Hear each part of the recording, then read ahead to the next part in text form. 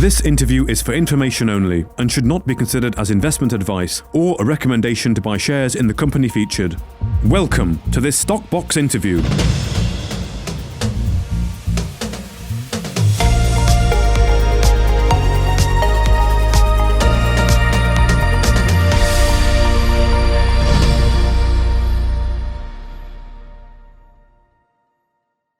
Well, hello and welcome back, of course, to the Research Talks here from Stockbox with Alan Green. And yet again, we're finishing the week, Alan, and it's the same weather I've got over in the Netherlands as I had last week. It's grey and it's cool. So where's the summer gone? Or where's the summer? When's it coming? What's it like with you? Well, it's been here in fits and starts, Mark, but it's pretty much the same. We started today, the sun shining, looked like a lovely day. Now the clouds come in, and it looks like we're going to get showers and, bit of cloud, bit of sun, which is what we've had the past few days. But I had to say, the bank holiday weekend last weekend, by and large, the weather was fairly good. You had the normal mix, we seem to be on the cusp of finally having summer arrive, but we're just seeing it in fits and starts. So it's the wet year or the wet springtime really is it has yet to be left completely behind. But but the one thing is, when the sun comes out, my garden goes berserk. It's there's so much water on the ground. Yeah, exactly. Yeah. No, you get the thunderstorms, don't you, coming quite quickly, and it gets very humid, yeah. But anyway, okay, we'll have to wait and see how we are next week, see if the weather has indeed turned. But, of course, it was a bit of a shorter week this week, wasn't it, with the bank holiday on Monday. But we're going to be covering today 3 mining companies, because it's been a fairly busy sort of towards the end of the week anyway on news flow from certain companies like Cobra, ECR Minerals, and Panther Metals, who we're going to be talking about today. So we're starting off. Who do you want to take first, Alan? Well, let's start with Panther Metals. Of course, Darren Hazelwood, the chief executive, has spoken with you on several occasions over the past week. He's very knowledgeable, both in terms of his role as CEO, running Panther Metals, and of course, with his understanding and take on the wider market picture. But of course, Panther has really started to move in the right direction for investors. And I know, speaking to Darren previously and having interviewed him previously, he's expressed immense frustration with the markets. Nothing seemed to be working or moving, but that now seems to be changing. We've been talking about commodity prices busting through the roof, and obviously copper has been one of the most one of the best examples, I think, of a commodity that has outperformed even the wildest expectations. We had expectations of copper at $12,000 a ton as an outside guess, and so it's already hit that, and it looks as though it could push on much higher. But that's the overall picture, driven by, of course, this commodity super cycle, the demand, the insatiable demand, both for new metals, copper, rare earths, graphite, and all of the constituents that make up the new clean energy world that we live in today. And that, of course, includes electric vehicles. Panther has a number of assets. It also has stakes in Fulcrum Metals PLC. It's got a 20% stake in the company, and of course, we've spoken recently about what Ryan and the team have done with Fulcrum, acquiring these tailings projects, which are going to be cash generative. So, in a sense, Fulcrum are heading in a different direction to Panther. But if you look at Panther's exposure to Fulcrum, it exposes it potentially to this near-term cash flow, which adds a different element and certainly reduces the risk element associated with an investment like a small cap mining and exploration company. So it has a 20% stake in Fulcrum Metals, also held a 23.5% stake in Panther Metals Australia. But of course, today we've just heard the news that the company sold down a small percentage of its stake. It now holds 21.65%, and it sold 1.1 million shares, raising just under £30,000 for the company.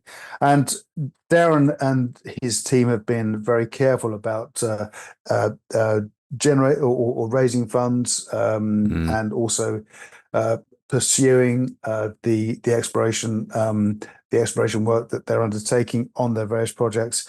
But now things are starting to move. Money has been raised. Of course, the company raised 375,000 at 4.5p last month, and we've also seen directors buying shares. Darren himself bought shares in May, spent just under £8,000 buying shares at 5.25p. Chairman Nick O'Reilly bought or spent just over £9,000 on buying 179,000 shares.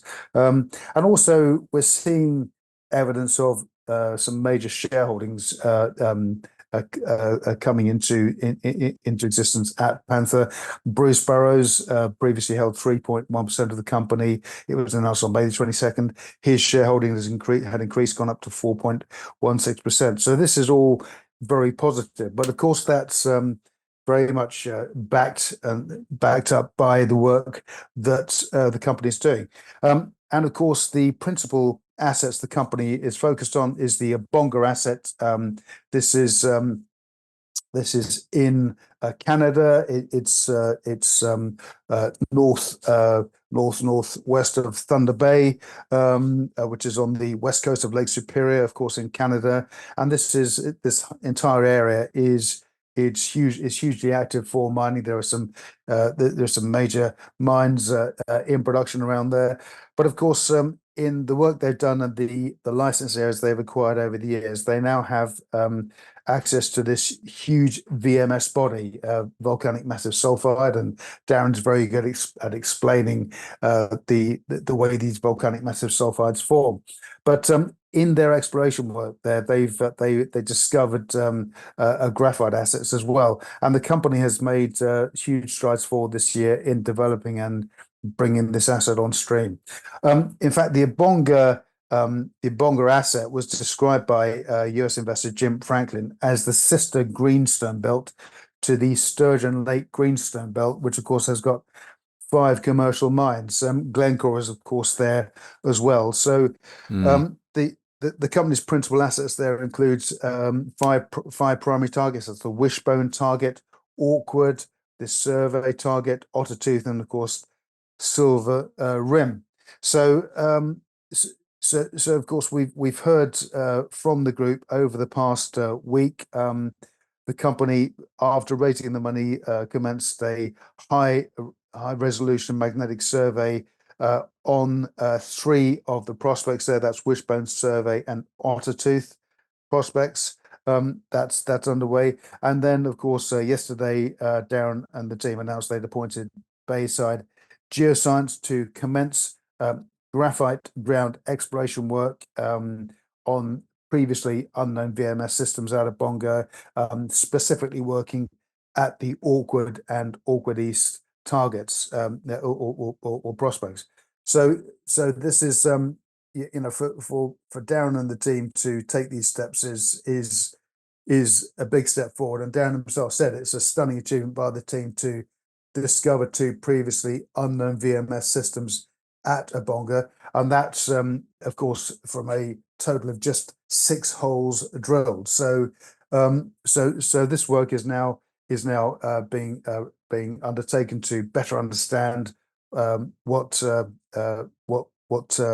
the actual substance and shape of the prospects at Awkward and Awkward East are, and it's the progress that Darren and the team are being made is reflected nicely in the share price.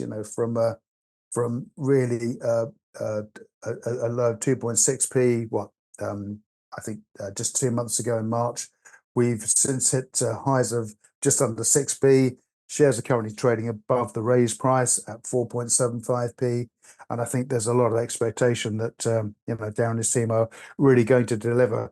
But don't forget, as I said at the start, it's also based on the success that the team are seeing in Australia. Of course, the Panther Australia announced in May as well that the Coglia scoping study, that's the Coglia cobalt asset, which now has a net present value of $409 million, expected to generate some $766 million over a 10-year period. That's 10 years of mine life. So that's the investment that Panther has in Australia, of course, with Panther Metals Australia. And of course, as I said at the start, the stake the company has in Fulcrum Metals, which is also growing in terms of value. And once Ryan and the team get those gold tailings projects back into production, it's going to be generating cash as well. So Panther is now a very different animal compared to even 6 months ago. It's really evolved. And I think with the cash the company now has, Darren and the team will be accelerating work on Abonga, specifically across those 5 prospect areas, and we'll no doubt have some very positive news on this in the not too distant future.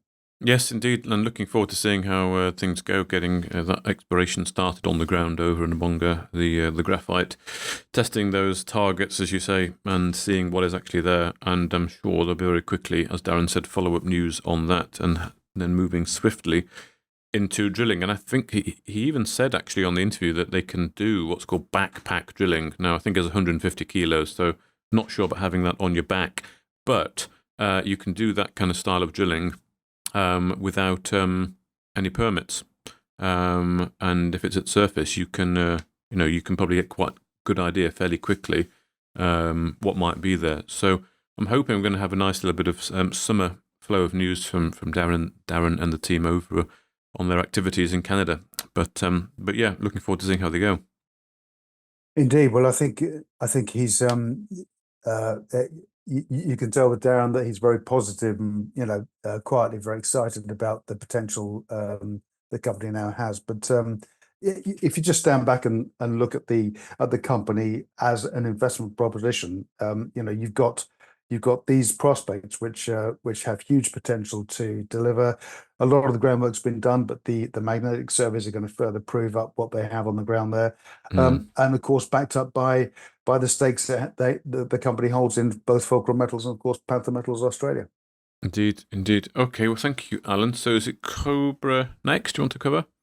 Yep, Cobra Resources. So of course spoken about Cobra previously. Of course, Chief Executive Rupert Verco, 14 years experience there, and with a very strong board, including Dan Mailing and non-exec director David Clark. And in fact, interesting to note that a few weeks ago, Director David Clark bought a further 2.2 million shares at 1.08p. Spent £25,000 of his own money. He now holds 9.37% of the company. That's just over 68 million shares. So, we like to hear about directors who have skin in the game. David Clark, non-executive director, owns nearly 10% of Cobra outright. So that's a pretty strong endorsement by any standards.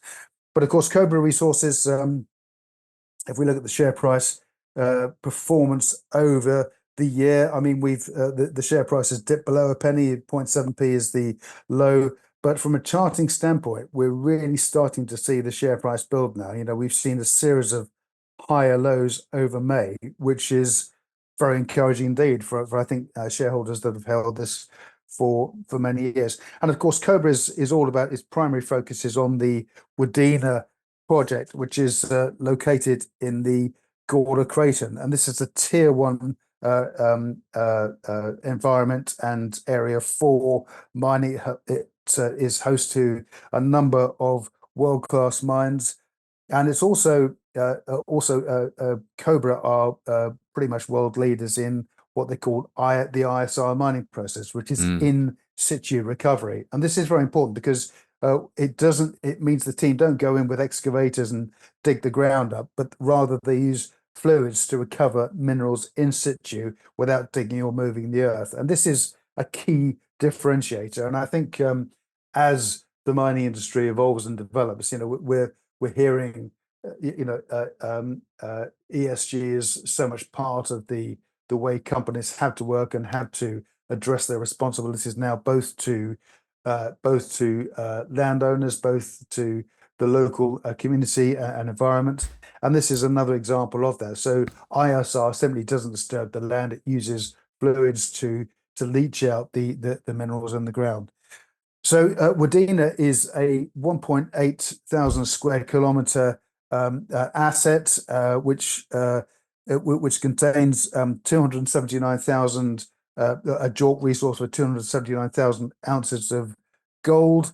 It also has numerous paleochannels which contain ionic rare earth clays, and the rare earth clays in these paleochannels are amenable to the ISR process, and of course holds a number of uranium prospects too. The Cobra also holds an asset in Tasmania as well, which is a similar ionic rare earth clay project, which the company will be developing. But the primary focus now is working and developing the Wadena asset. And the company now owns 100% of the asset. It completed the project acquisition, having undertaken all of the work required by the owners and the vendors, and that was completed in April this year.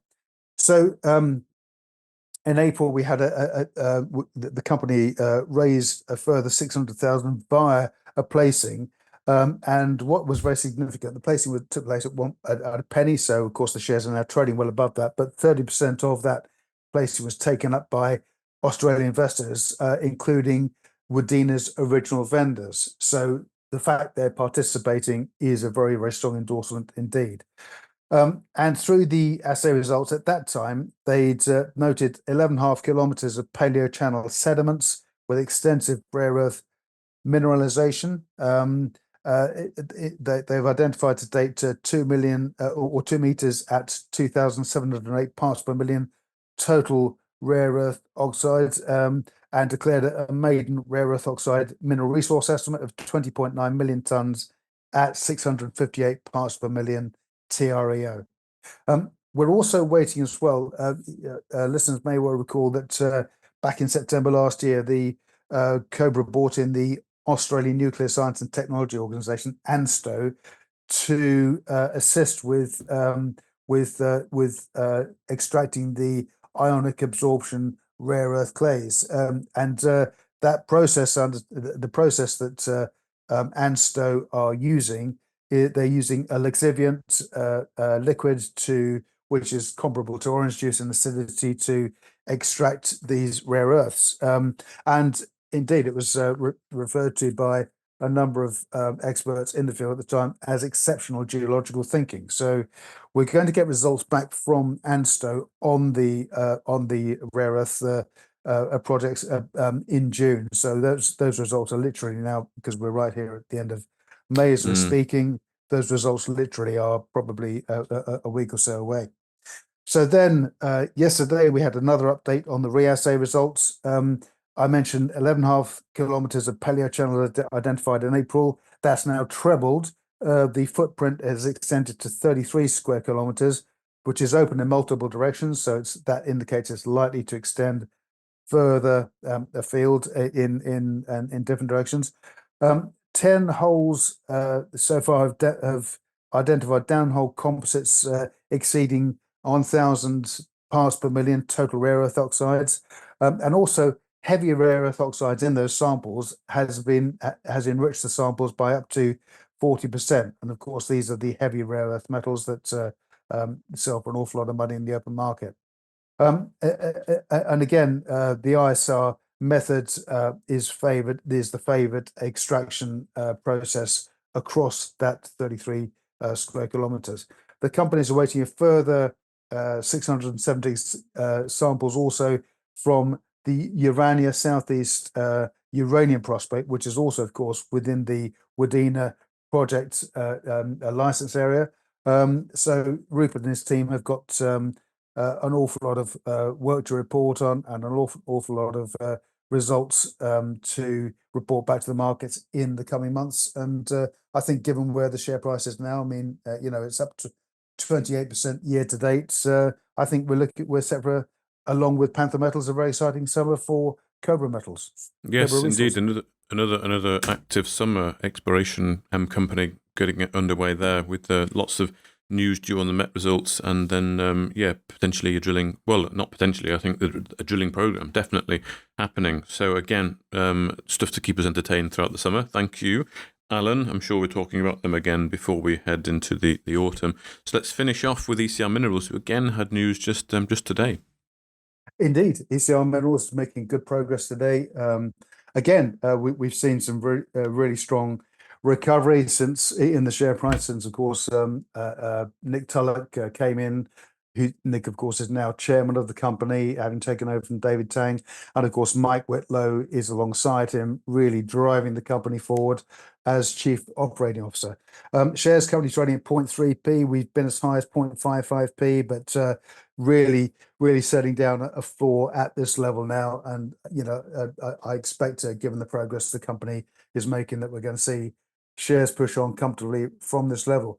But ECR is now updating on multiple projects. It has a raft of projects. So in Victoria, of course, we have the company's historical assets, the Creswick asset, and of course, Creswick includes a license area. The company still owns a property, which it has applied for planning permission to build a house where the property currently is, and then it expects to sell that property on later in the year to which will. And if the property is sold, of course, with planning permission to build a house, they'll be able to fetch more money for it. And of course, that money will go straight back into the exploration coffers for the business. But also, Mike and the team have done great work. A lot of the historical assets, including the Midas drill rig and the new Cortec drill rig that came in from China, the company has sold that, and they're generating $33,000 a month from that. Again, goes into the exploration pot. And what we're seeing is now on all the announcement is ECR is fully funded for its planned work programs in Victoria and Queensland in 2024. And I suspect when the sale of that property goes through, it will also have additional funds which will take it into next year too. So the company is fully funded for all its activities. And of course, we've heard since Christmas about the drilling work that the company's been undertaking on the Creswick asset, and that was, of course, at both Davy Road prospects and Cuboid Hill. And the company has undergone reassays. So the nature of the mineralization there is nuggety mineralization, and in order to accurately assess that, the company is undertaking whole of bag testing. And that means it's taking bags of ore from the area and testing it and then reassessing it. And as a result, they've gone through and they are undergoing retesting of some of the initial bulk samples. And today we had an upgrade from the bulk samples, or 5 in particular. One of them was highly significant to the 1 meter of gold at which came in at 1 gram per ton, was upgraded to 1 meter at 8.37 grams per ton. And this work is this sampling work is also similar to that being undertaken by other companies operating in the area, because because of the nuggety mineralization. We've also seen on social media clips of Adam Jones, the head geologist working at the Tambo project, and the Tambo project contains several locations, Swifts Creek, and also the Duke of Cornwall prospect. Work has been undertaken there, and Adam and the team were on the ground there. And the samples they have are being analysed by a system called photon assay pilot testing, and we're going to get the results back from that shortly. So we've got a summer of results and data coming back from these prospects. The company is also on the retesting of these samples. The company is also retesting selected diamond drill core from the HR3 prospect at Bailiston. And of course, the company undertook a lot of work there at Bailiston, including HR3, Blue Moon, Cherry Tree, and other assets.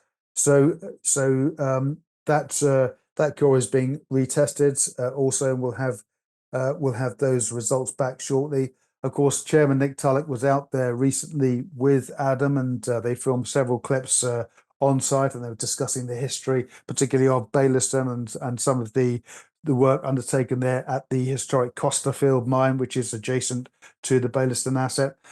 So there are expectations are high that they're going to locate some pretty significant data from this reanalysis of the HR3 drill core.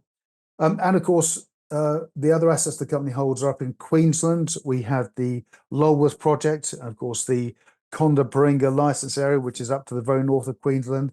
But the company also agreed to purchase the Blue Mountain asset, which is to the southeast of Queensland. And there's good access here. Blue Mountain was historically owned by a company called Blue Kebble, who undertook some work in an area called, or a prospect called the Denny Gully project. And alluvial gold was discovered in the area as far back as 1871. And the reports and work undertaken by Blue Kebble, which is yet to be verified by ECR, the whole area is believed to host shallow gold mineralization. And indeed, on social media, some of the work undertaken by Blue Kebble, some film was taken and was reposted by ECR. So go back and have a look at the ECR Twitter account. But Blue Kebble said in the report that it produced at the time that shallow mineralization down 4 meters could potentially yield over 100,000 ounces of gold. So Adam and the team are on their way there to undertake some initial field work and test these findings. So we're going to be very excited to hear what they have to say about that. So a very busy summer of work. And of course, back to Lulworth, the company is going to be focusing on priority targets, including Gorge Creek, Reedy Creek, and Butterfly Creek, where stream samples there have yielded up to just under 14,000 parts per million gold. So that's a pretty chunky find there. So again, the work's been undertaken at Lulworth previously. The company has zeroed in on the key assets there, and the work they're going to be undertaking this year will be to delineate drill targets from those assets and possibly even commence that work before the end of the year. So a very busy summer in prospect for ECR, and looking great value at just 0.3p. Okay, well, thank you, Alan. Yes, it seems like there's a few things going on at ECR with exploration-wise. So again, hopefully a summer. We've talked about all the companies here today having summer of exploration and news flow, which is great stuff. So I'm hoping to catch up with Mike or indeed Nick at ECR at some point just to get a bit of an update generally on where things are with the company and where they're really focusing their efforts. But thank you, as always, for your time today covering those three companies. Thank you, Mark. Have a great weekend. You too. If you enjoyed this interview, then give us a thumbs up, a like or a retweet. Subscribe to us on YouTube or follow us on Twitter and hit that notification bell to be the first to know when we release new content. There's loads of great content on our website too, across all our programs at stopboxmedia.com. Thank you for watching.